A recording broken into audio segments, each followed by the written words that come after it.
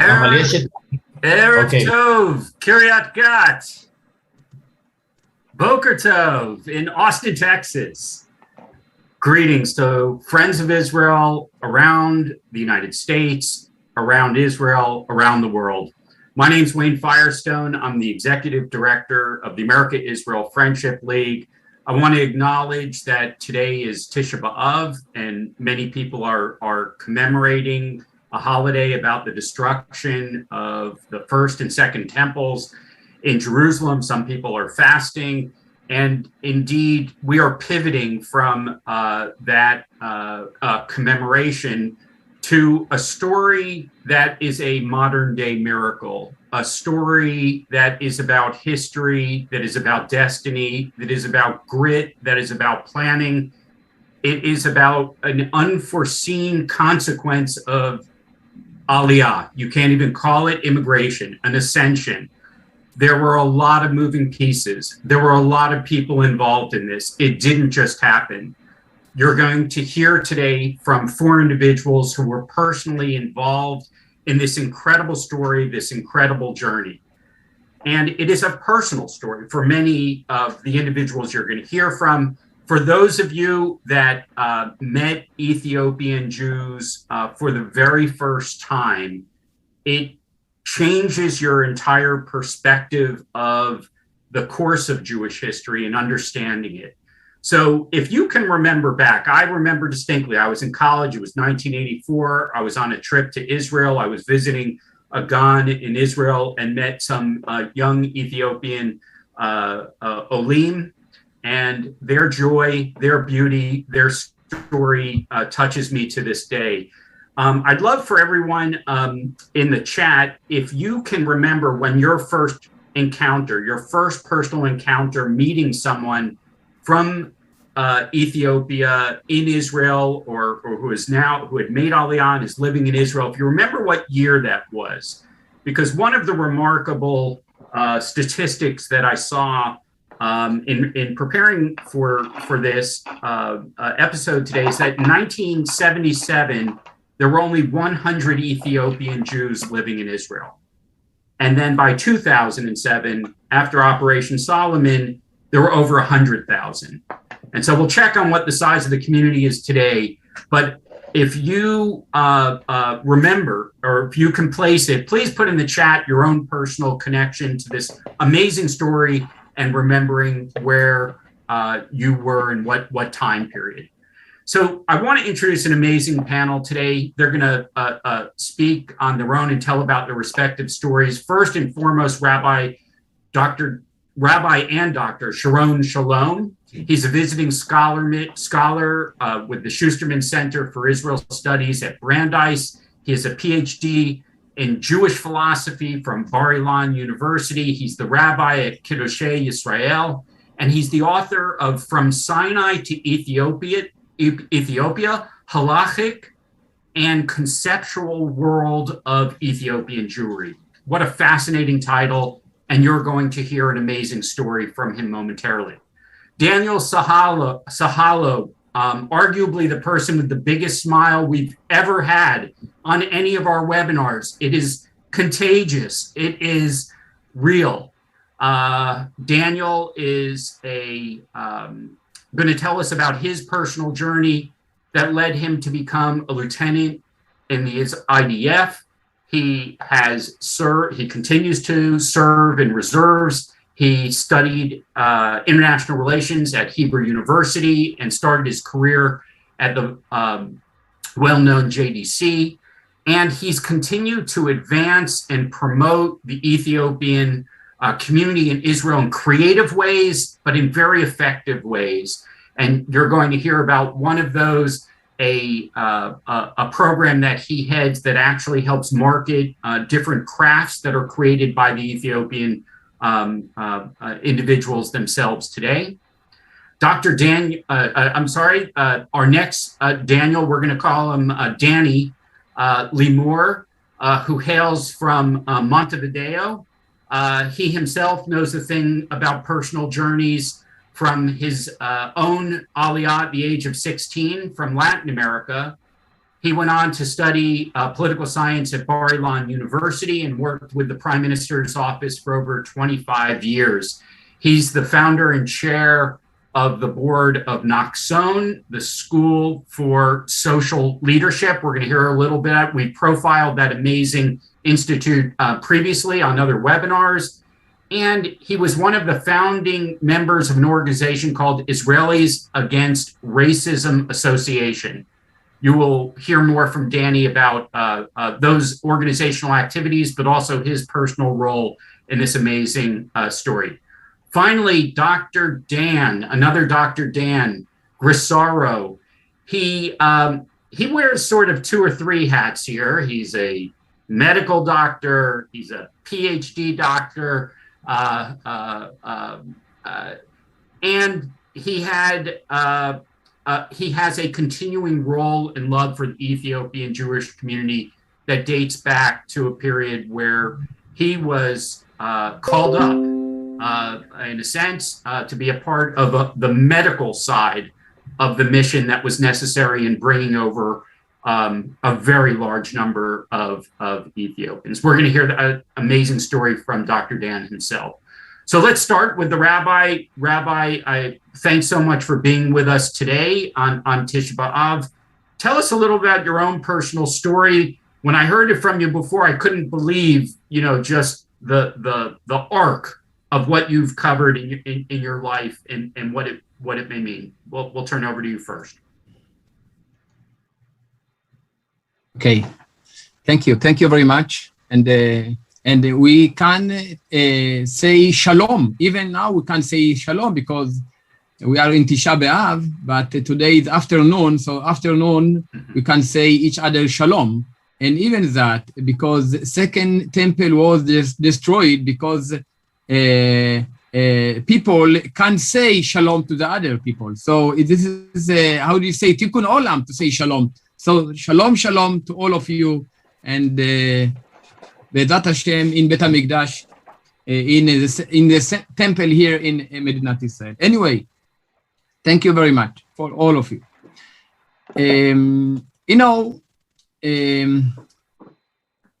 I remember my wife and I once went to one of the government offices, and each of us had to write their place of birth.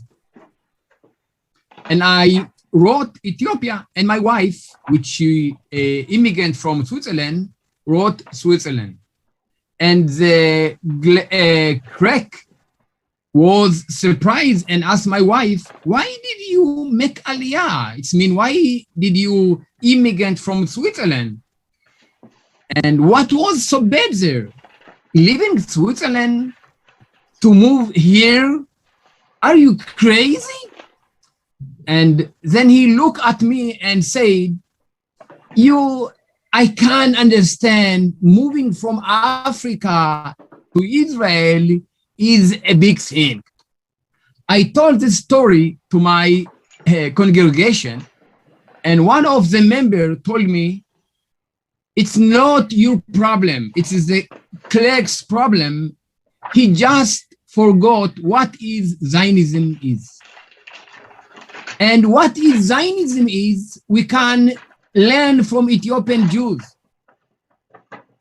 What is Zionism? Because I remember when my grandpa, he used to sit with us under a shady tree, and he opened the Bible, and he wrote how God promised that in one day he going in gathering his people from all the world, and we bring them to Jerusalem.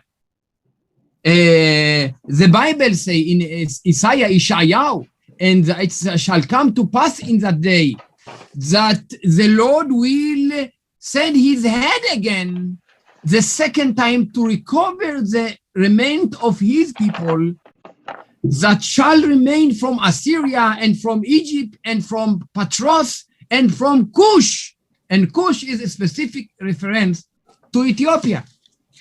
And I asked my grandpa, Grandpa, when going God, he will fulfill his promise, and he take us to Jerusalem, and he used to answer to me all the time, now, now, now.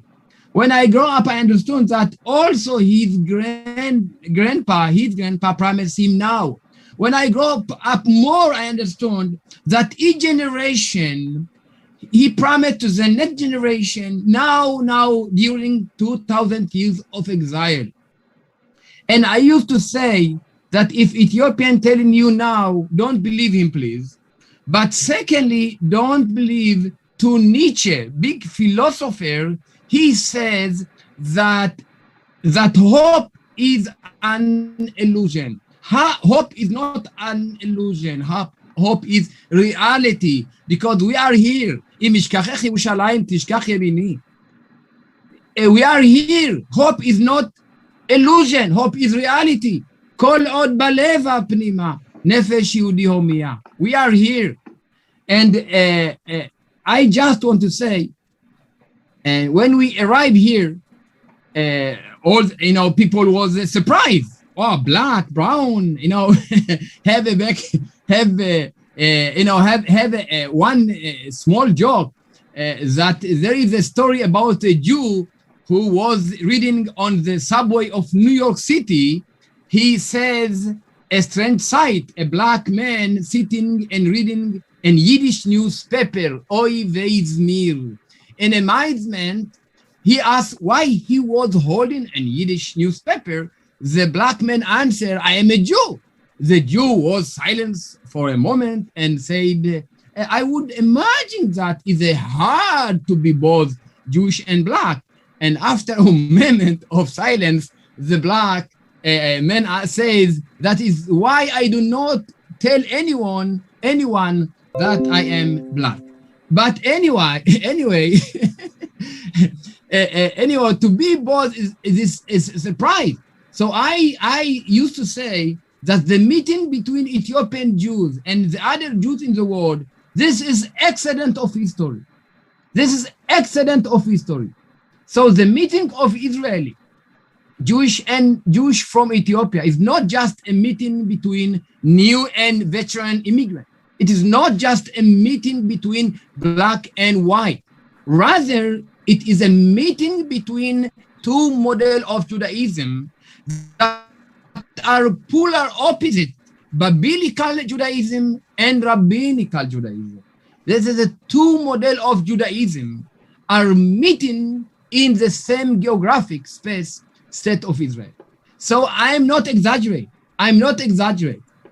After the Ethiopian Aliyah, the state of Israel has become a living museum of Judaism. Here in Medinat Israel, state of Israel, Jewish representing different period of our history and different culture, and all live together. And this is the most surprising thing of all, that member of single nation, which was scattered across the globes thousands of years ago, came together both physically as well as spiritually and became one flesh. It's amazing thing, So I am descendants of Abraham, Isaac, and Jacob, especially Dan tribes, especially we are Ethiopian Jews, we are Danes. So there is no question about our Judaism. And today, Baruch Hashem, what do you want? So today I am in Israel. I'm a rabbi in Kedoshei Israel community. Kedoshei Israel community is congregation established by Holocaust survivors in Kiryat Gat. And I just want to share with you that after they decided to accept me as their rabbi, a reporter from a well-known newspaper asked the Holocaust survivor, why did you get an Ethiopian rabbi? Sorry, but black rabbi. And they answer that they did not know Ethiopian. They knew Sharon. They told him, how can you imagine that after what they did to us in the Holocaust? As a Jew, we will select a rabbi for the color of his skin. We were looking for knowledge, not for color. So I think this is excellent of history. What going on here in Medinat Israel, the congregation there, a Holocaust survivor, the rabbi is Ethiopian, and we are here in Medinat Israel. So hope is not an illusion. Hope is not an illusion, Rabbi. That line will stay with us throughout the day. Danny Limor, I saw your smile grow in a way that I hadn't seen up until now, listening to your rabbi, as you call him, tell his story. Please share with us the beginnings of this story, because you were there on the ground before people knew there was a large community, before people knew the dimensions of this story. Please share with us a little bit about, from your perspective, what this is today as not an illusion. Well, first of all, I explain why I was smiling while listening to my rabbi. It's not the usual thing, you listen to your rabbi, you have a serious face. But we speak once or twice a week on the telephone, and we meet. And usually we start our conversation in Yiddish. Now, a black Jew and a South American Jew speaking Yiddish, that's not exactly But, and also, I must say that he renews from week after week his collection of Jewish jokes. So, now I heard a new one about this black Jew in the subway. So, I see him, I start smiling. Now, to answer your question, look, when I heard for the first time about the Jewish community in Ethiopia, there were about 300 Jews, Ethiopian Jews in Israel. That was in 1977 or 8, something like that. And I immediately was, I was fascinated. How come there is such a community and we know nothing about it? And then, approximately at the same time, I was given the mission that the Prime Minister Menachem Begin assigned the Mossad to do, chief of the Mossad at the time, Yitzhak Hofi, to bring the Ethiopian Jews to where they belong, to Zion, to Israel. And so I started interviewing, looking. First of all, I read everything that was available at the time about this community. And so I read Professor Joseph Alevi's diary, who was the first white Jew to arrive in Ethiopia in about 1863 or something like that. He was a professor of Oriental languages in the Sorbonne in Paris. And he went looking for this. It was not an accident, Rabbi Sharon. He went looking for them.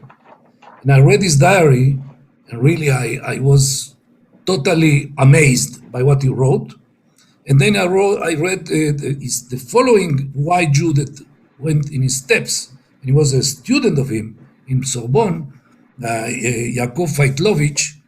You can say that these two guys actually, brought this community that was lost, it was cut. They had no contacts until 150 years ago.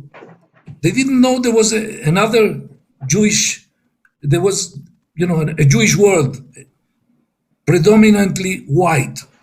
They thought they were the last Jews on earth. Rabbi Sharon can tell you, and Daniel can tell you, this is how they remain Jewish, because they said, we are the last ones. We need to survive as Jews. So they kept the Torah, they kept the commandments, as Rabbi Sharon said, the biblical Judaism, because they didn't know the oral law, because they were cut off. But once they discovered that there was an oral law, they took it in. And you can, Rav Sharon can teach you a a page of Gemara or Mishnah or whatever. So, going back to this question of discovering, for me as an Israeli, that there is a whole community of brothers and sisters, not far away, by the way. Ethiopia is not so far from Israel, but far away from the point of view of connection, of contacts, and so on. And okay, when I got that assignment, for me, it's like, well, it was like, I don't know. I'm not especially a very mystical guy, you know. I believe, of course, in the Creator, and I believe in the Torah, and so on and so on. And those psukim that Rav Sharon cited from the Bible, I know them, all of them by heart, because that's the reality. I mean, this is happening. And when you see people from India, you know, Bnei Menashe, and the Beta Israel from Ethiopia and others, I'm not going to go into it, but this is happening.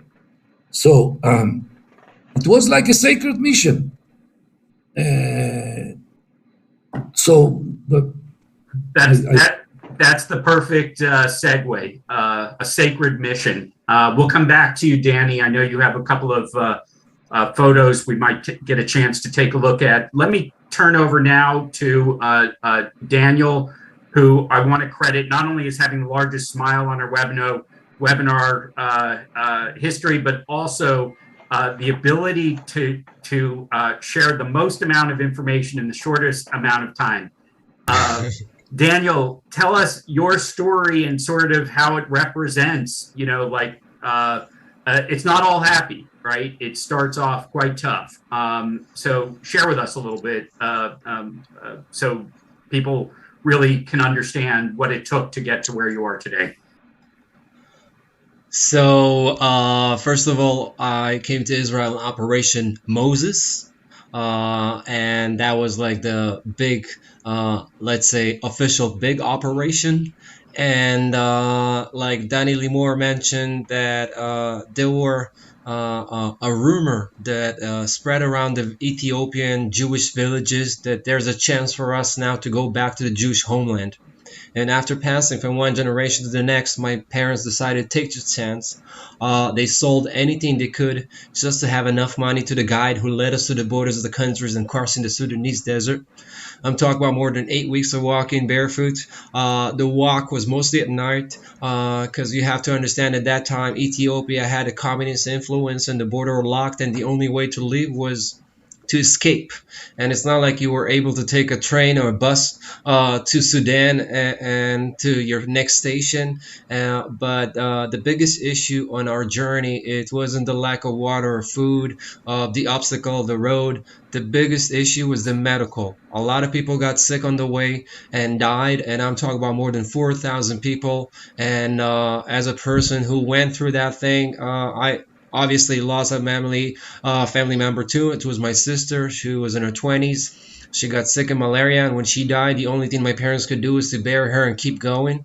But that was the price of making Aliyah, and it wasn't over because the next station was refugees camp of the Red Cross in Sudan. Over there, waited for about 9 months in really hard conditions. I'm talking about 20 people in 12-man tent, unbearable heat during the day, the cold at night. And what people need to understand, it wasn't just the Falasha, the Ethiopian Jews. It was thousands of people all over the camp. But when the Mossad people were ready, they started to come into the camp, and this is really the place that I have the strongest memories of my journey. And I'm talking about if they used to wait us in fruit basket like in a market and give us hot milk. So I can't stand it today. I remember those give us hot milk, and I mean the whole conditions in the refugees camp was very difficult. So when the Mossad people started to come in and pick us up from the refugees camp in cattle trucks, that was the beginning of the end. And that's how we were picked up from the refugees camp. And today I have a little more information thanks to Danny Limor. We were driven to an airport, and everything was secret, obviously, because we didn't have any passports and everything. And today I know why my parents paper said we came from Greece, because there's no way we got from Greece. I'm Ethiopian, so that was the stop that the Mossad people were able to give us a fake document or something like that. And a nightmare, almost a year, was over in a few hours flight straight to Israel. And when it comes to Israel, the first station of every immigrant is Merkaz Klita, absorption centers. It's something that you don't see any other place in the world. And it's like the training wheels for new immigrants. So 35 years ago, we had American, European next to us, but they knew what a stove or a fridge or gas or electricity is. So they needed a few months, but we had it for about a year. I grew up in Jerusalem, 18, joined the army, wanted to get back to a country that gave me so much. I volunteered to the Paramilitary Brigade, 101st. I was a sniper in a patrol unit, then went to Officers Academy and finished my service as a captain. Still in reserve. And then when I finished my service, I got a scholarship in the FIDF, Friends of Israel Defense Forces, Impact, and went to Hebrew U in Jerusalem. And then I started working at the JDC, the Joint Submission Committee, for about 10 years. I was in charge of development programs for elderly, and it was a chance for me to help the Ethiopian elderly who've been in Israel for 10 and 20, maybe even 20 years and not using the existing facilities and services because of the language or culture barrier. So we made sure they're going to have staff that understand their needs. And I'm talking about people who lived in Israel, like I said, for 20 years and never walked on Masada. The first thing that every tourist does, or a bar mitzvah kid. So, but it wasn't the case with the Ethiopians. They were very busy with their community and family issues and life.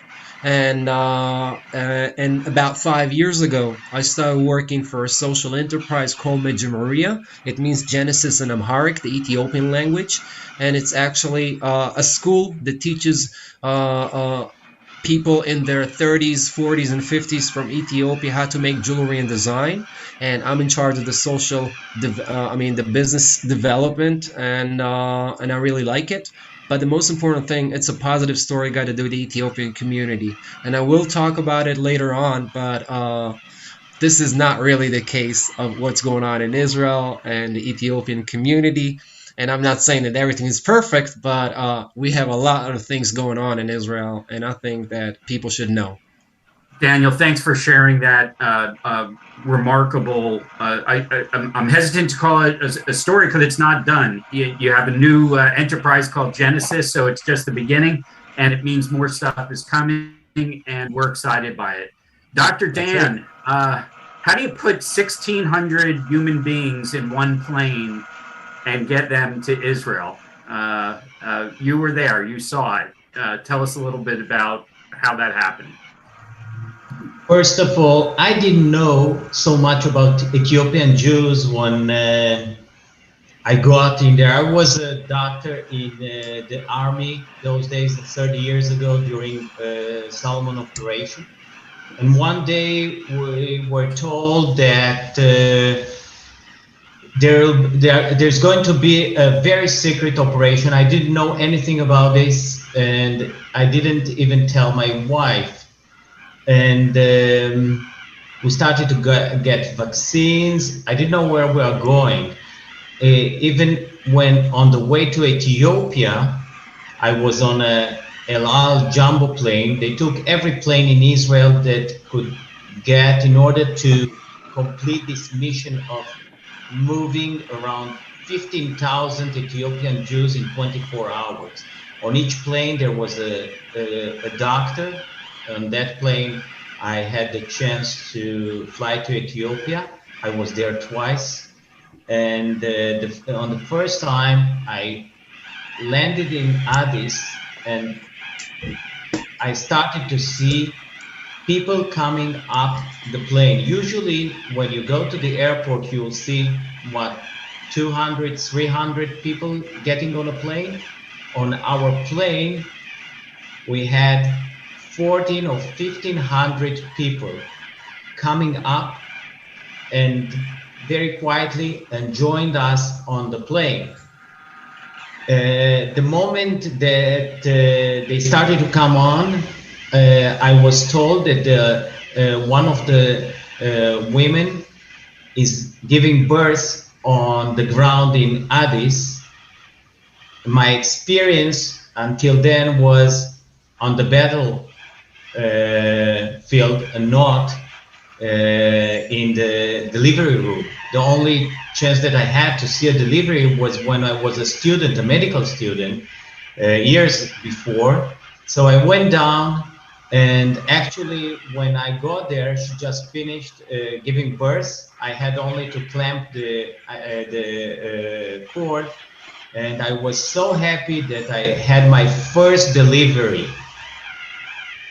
This didn't end at that point. I went up we prepared the first class of the jumbo plane for the flight.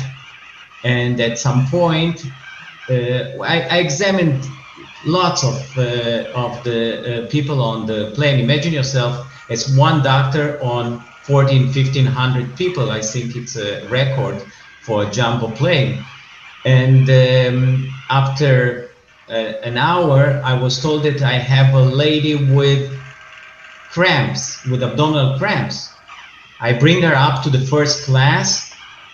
I examine her, and I understand that she is in the process of delivering a baby. So it was my second delivery ever. I was panicking. I went to the pilot, asked him how long it will take us to come to Israel, so I'll get somebody to help me. He told me it will take us a couple of 3 hours, so I go back, and with the translation to Amharic, I tried to tell her, listen, lady, keep still. We have a couple of hours and we'll get there. She didn't, and at some point, of course, I helped her to deliver the baby. Her name, by the way, is Jerusalem.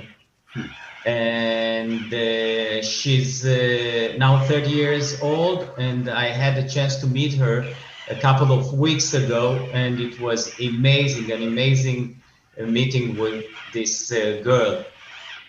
At the end of that flight, I had another lady delivering, but I was fortunate enough to get down on Ben Gurion Airport in Israel, and the delivery was on the ground in Israel. I had the chance to go back there once more. This time, on the way there, I was on another El Al plane, but on the way back, I went on a Hercules plane because the pilot was a friend of mine. He told me, why not come over and we'll have a great journey back to Israel. We were the last plane of the operation, and when he tried to take off, one of the engines got on fire. So the two options were stay there, but on the radio we understood that staying there, the rebels were near the airport, we are going to be in trouble. So the commander of the operation told us, get up, just take off all the cargo that you have there, the people that got on the Hercules, and just the crew tried to take off with 3 engines. And the pilot decided that he's not going to listen to anybody, and he took off with a couple of hundred of Ethiopians that were the last Ethiopians on the plane, on this operation. So actually he called me a month ago. He's now is working with Qatar Airlines, and he told me, you know why I couldn't get them down? Because I remember you examining a lady with a couple of twin babies over there in the back of the plane, and I couldn't take them off, leave them in Ethiopia with the rebels.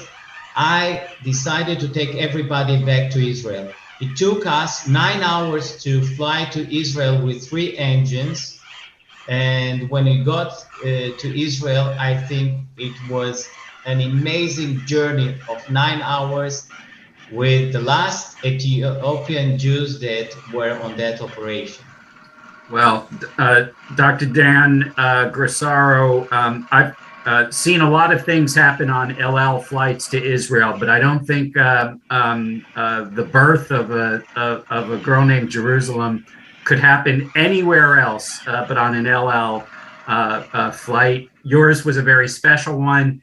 I know a bunch of you that were involved with Operation Solomon. This is the 30-year anniversary this month. The Knesset marked that with a major ceremony, and I know it really was a time of celebration.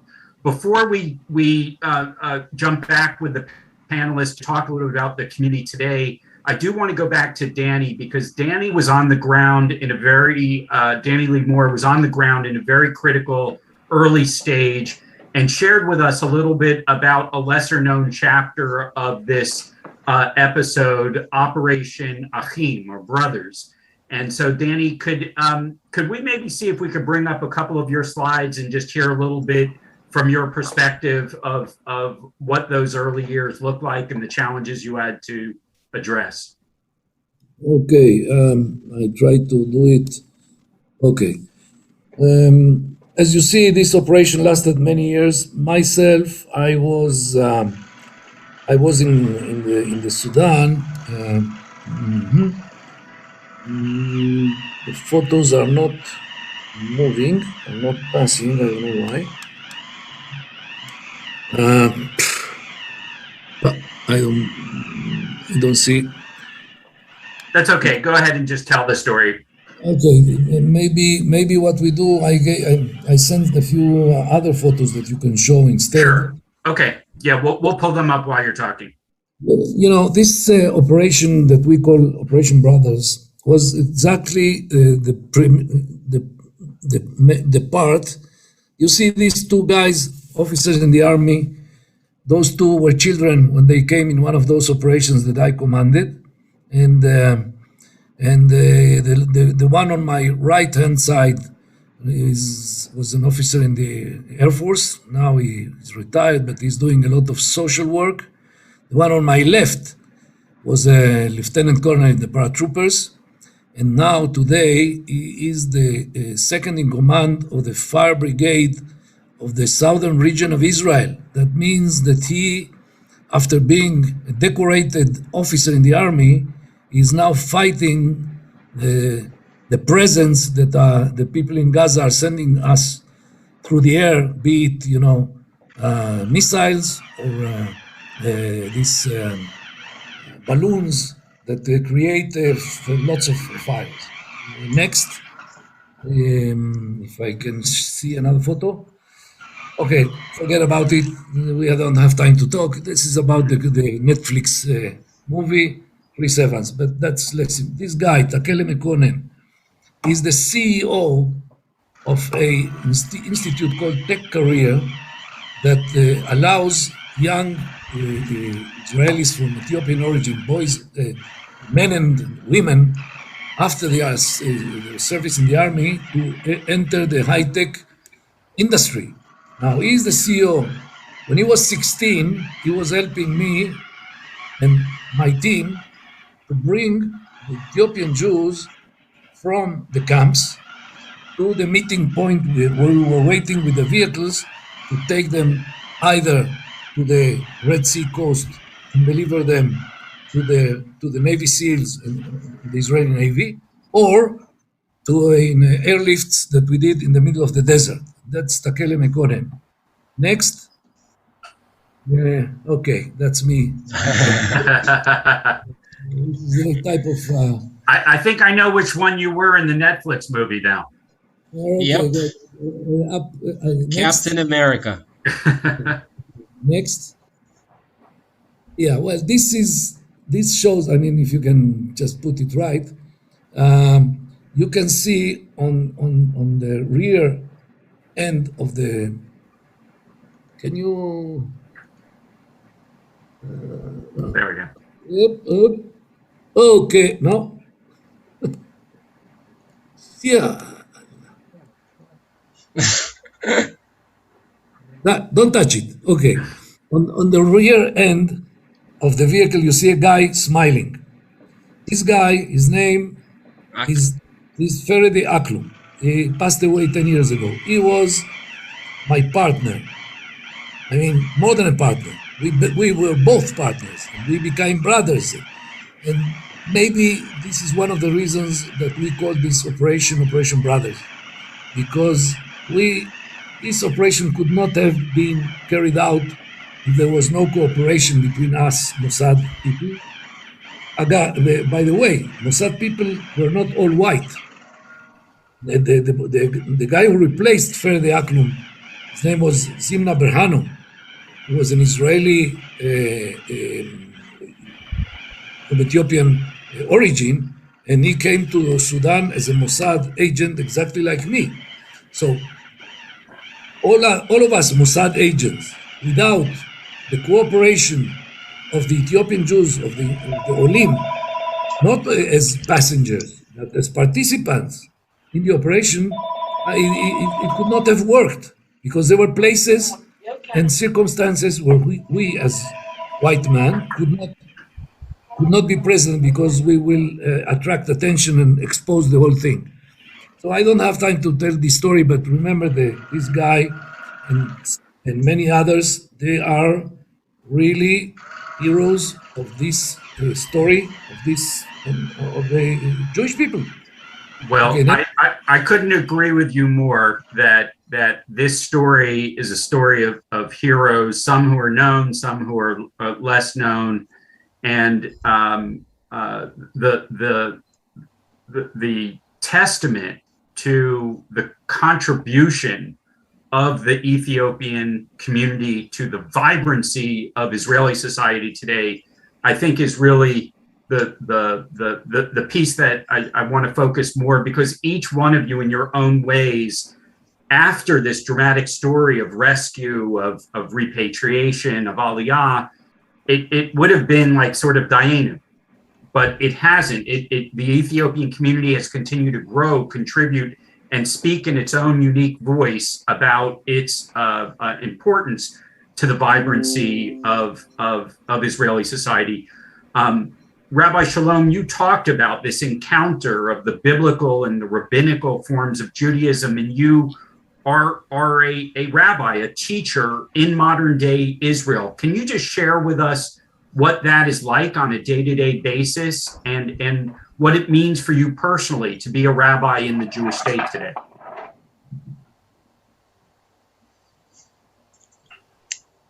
I think we need your mute off. Okay, thank you. Okay. Oh, it's on. It's on again. It's again. Okay. So now I'm okay now. Yes. So thank you. Before you blame someone and anyone else, first of all, you need to think who is shout your mouth. Maybe you yourself. You. Okay. So anyway, it's good questions, because as I mentioned, and Danny Limor mentioned, and also Danny Sahalo I mentioned before, that Ethiopian Jews, based on the Bible, okay, all the tradition, and I wrote book about that, from Sinai to Ethiopia, and I when I grow up in my parents, what I see, what I saw in my community. Okay, for example, I can give you, do you can imagine who circumcised me? It means in Hebrew Brit Milah. Who circumcised? No. Circumcision. Who? You can imagine that? My grandma, she make my Brit Milah, my bris. She make me Brit Milah, circumcise me. So when I tell people here that my grandpa was my mohelet, it means she say, you are crazy. You are crazy. How your grandma make you as? So I told them, open the Bible, and who make circumcise the son of Moses? Zipporah, the wife. So I want to tell you a secret. My grandma, she did a good work. Relax, and it's a kosher bris milah. Anyway, and also we say shalom with kiss in the face between men and women. Okay, and also we eat chicken and milk in Ethiopia. And when I in my marriage, I put this one here. This is in my hand when I marry.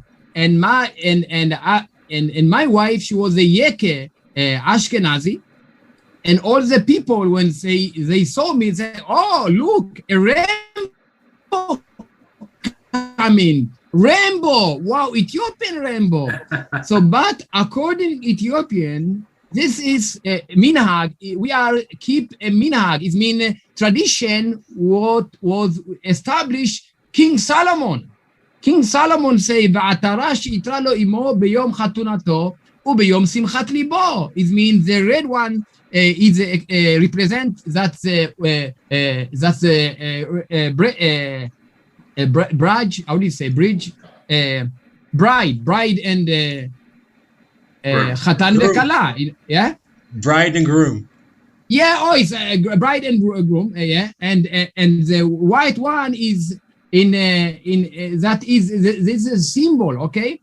And secondly, I have here tefillin. Tefillin is tefillin, and this is a tefillin came straight belong to the Holocaust survivor. He passed away. Name is Shlomo Lieber, and he was in Mauthausen camp. And I want to tell you, he threw this tefillin to the Gniza. And I take this tefillin, and I decided to do something very, very, very, very special. Okay, look at this tefillin. This tefillin came from Mauthausen camp, Holocaust survivor. And this tefillin, this is a white tefillin. Belong to my grandfather from Ethiopia. And now, and among this have 10 commandments. 10 commandments. No Arba parashiot, 4 parashiot, which exist in the rabbinical tefillin. In Ethiopia is not 4 parashiot, is 10 commandments. And I think it's more authentic, more than the rabbinate.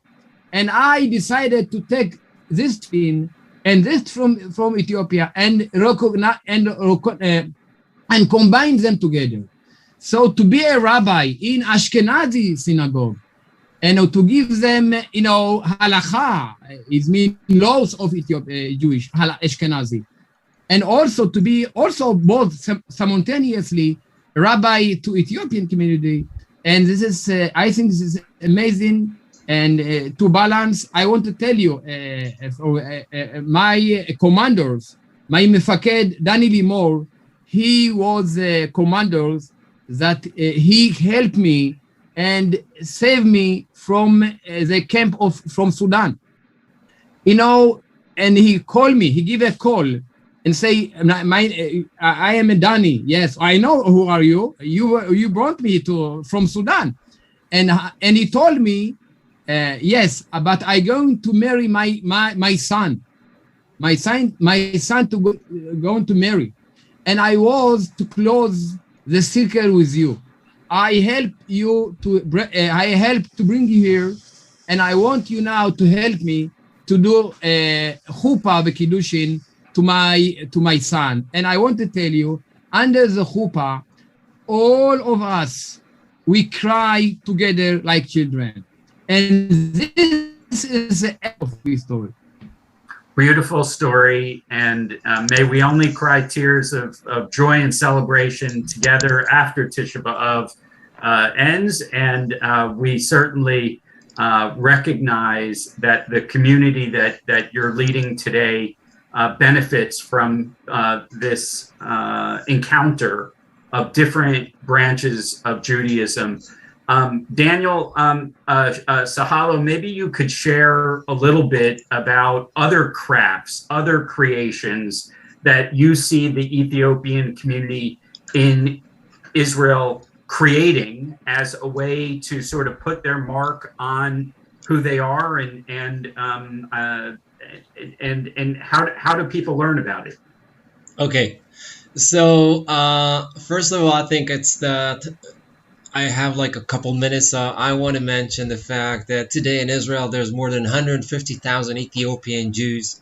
70 of them, percent of them are considered young. I'm talking about between the ages of 13 and 45, and in my eyes, we are still the first generation in Israel, and the amount of success that we have in my generation, I just made it to Israel, is amazing. And I'm just going to give you a few examples. I mean, until not a while ago, the head of the medical division in the south region in the IDF was Ethiopian doctor Avi Yitzchak. He was my doctor 20 years ago in the in the paratroopers brigade, but he made a career, and today he's the medical. He has the medical division of the the fire department of Israel, and that's like a general rank. The head of minister of Aliyah is Ethiopian lady Pnina Temano Shete. We had a deputy minister Avi Ivelkan, and there's like so many amazing examples. Not just politics. It's actors, singers. The representative of Israel was Eden Elena to the Eurovision, and what you need to understand, there's a lot of success, but it's not what the media is showing. It's usually stuff got to do with racism and stuff like that. And I'm not saying it's not exist. It does. But it's not, I think that we also need to give a role model to our, let's say, youth and younger generation, because when they see Ed and Elena in the Eurovision, they will understand that they do have a chance to succeed in life. And that's what I wanted to finish with the fact that there's a lot of things going on with Israel, with the Ethiopian community. And I'm not saying that everything is perfect. There's a lot of things to take care of. But overall, I think we're doing a lot better than people expected. And I'm very proud to be part of this community in Israel. As you should be, and we're proud as well to be connected to this. Dr. Dan, when you first of all, there's a question that came in from one of our viewers about how long a flight is today between Ethiopia and Israel. I mean, it's not a long flight anymore, right? Right. I suppose it's around 3 to 4 hours flight, which is not so long. But imagine yourself, first of all, for a young doctor with so many passengers on board, 3 to 4 hours, it's an eternity. Understand, of course. And the conditions you were describing were unbelievable. Exactly. And as Daniel said before, when they crossed the deserts in Sudan, lots of people died there. So even though that we had the chance to bring them in 3 to 4 hours, but these people, before they reached the airport in Addis, they were in very bad condition. They came from all over Ethiopia with the help of the Mossad people like Danny Limor. So it was a very coordinated thing, but lots of them were sick. Lots of them had a very long journey to Addis, and they stayed for, I think, some of them were there for many months in camps in Addis before we arrived there. And our operation was a 24-hour operation, but these people were very, very sick because they spent in very bad conditions time on the journey to Addis and in the camps in Addis. And it wasn't like for us coming over there and spend those 3 to 4 hours, it wasn't like being there and wait for there to come over here. We had to work all the time to treat people. There were young children on the flight, and it wasn't a very easy thing to do. Certainly not. Danny Limor, you have continued your activism on behalf of the Ethiopian community for many years, involved in different efforts to advance them in Israeli society. Could you mention just one or two, just from that you're most proud of and think are having the greatest contributions now? Well, look, the mission of getting the Ethiopian Jews to fulfill their dream to return to Zion is just the first part. If you don't help, if you don't do what you have to do to integrate them into the Israeli society, you have done nothing. Now, you cannot charge the government to create the integration.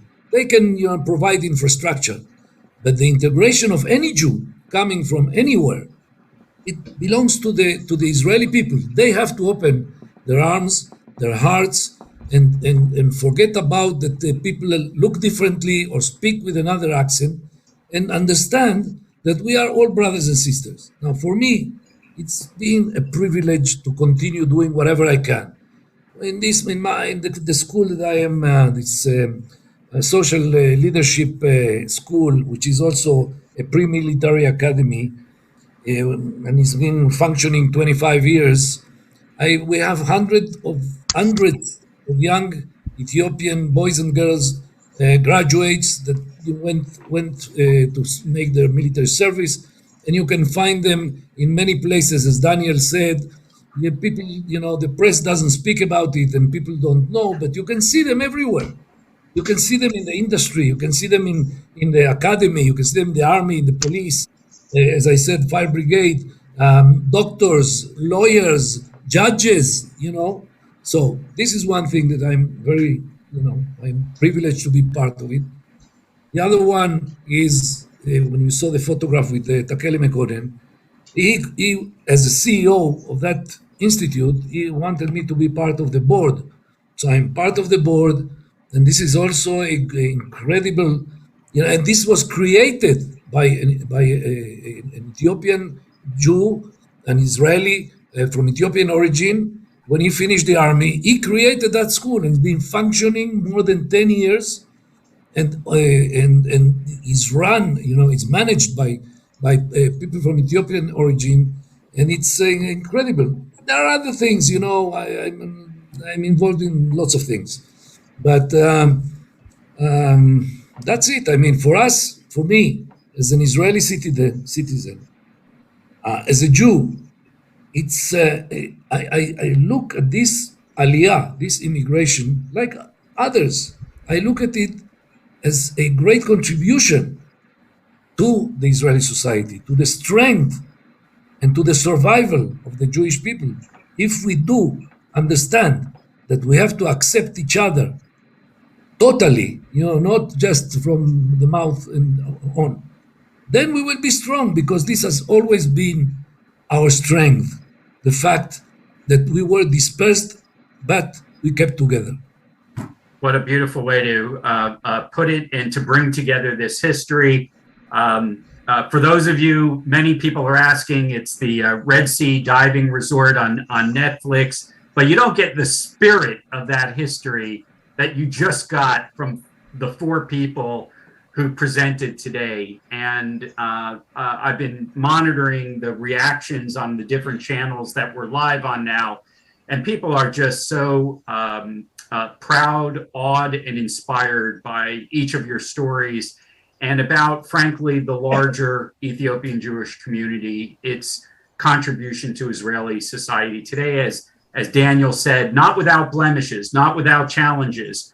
But if you want to be part of this story, if you want to be part of modern day Israel, you don't just complain about things, you create things and make things happen. Megamaria, I believe is the pronunciation in Amharic for Genesis. We promise we'll send a link of lots of people who are interested. That's a great way to embrace and feel a part of the wonderful contributions of this community. So thanks again, Dan, Daniel, Danny, Rabbi Shalom.